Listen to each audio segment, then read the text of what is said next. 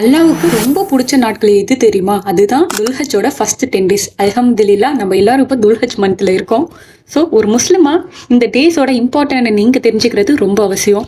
ரசூல் அல்லாஹ் சொன்னாங்க, அல்லாவுக்கு நம்ம மற்ற நாளில் செய்கிற நல்லமல்களை விட துல்ஹஜோட முதல் 10 நாளில் செய்கிற நல்லமல்கள் தான் ரொம்ப பிடிக்கும் அப்படின்னு சொன்னாங்க.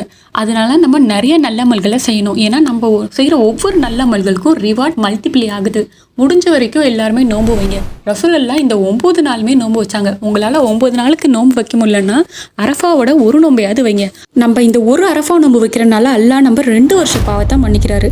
அதாவது நம்ம கடந்து வந்த ஒரு வருஷ பாவத்தையும் இப்போ நெக்ஸ்ட் நம்ம ஒரு வருஷம் போகிறோம் இல்லையா, அந்த ஃபியூச்சரில் நம்ம செய்ய போகிற ஒரு வருஷ பாவத்தையும் அல்லாஹ் இதெல்லாம் மன்னிக்கிறாரு. அதே மாதிரி இந்த அரஃபாவோட நாளில் தான் அல்லாஹ் நிறைய மக்களை நரகத்திலேருந்து விடுவிக்கிறாரு. சுப்ஹான் அல்லாஹ். ஸோ இந்த அரஃபாவோட நாளை கண்டிப்பாக மிஸ் பண்ணிடாதீங்க. இன்ஷா அல்லாஹ் இந்த துல்ஹஜோட ஃபர்ஸ்ட் 10 டேஸில் நிறைய நல்லமல்கள் செய்யுங்க. ஃபாஸ்டிங் வைங்க, குரான் படிங்க, சதக்கா கொடுங்க, தௌபா கேளுங்க, திக்கிர் பண்ணுங்க. முக்கியமாக ரசூலுல்லாஹ் நமக்கு இந்த டேஸில் சொல்ல சொன்ன லா இலாஹா இல்லல்லாஹ், அல்லாஹு அக்பர், அல்ஹம்துலில்லாஹ் இதை அதிகமாக சொல்லுங்க. ரம்ஜானோட கடைசி 10 நாட்களை எப்படி நம்ம யூஸ் பண்ணோம், அது மாதிரி இந்த துல்ஹஜோட ஃபர்ஸ்ட் 10 டேஸையும் யூஸ் பண்ணணும்.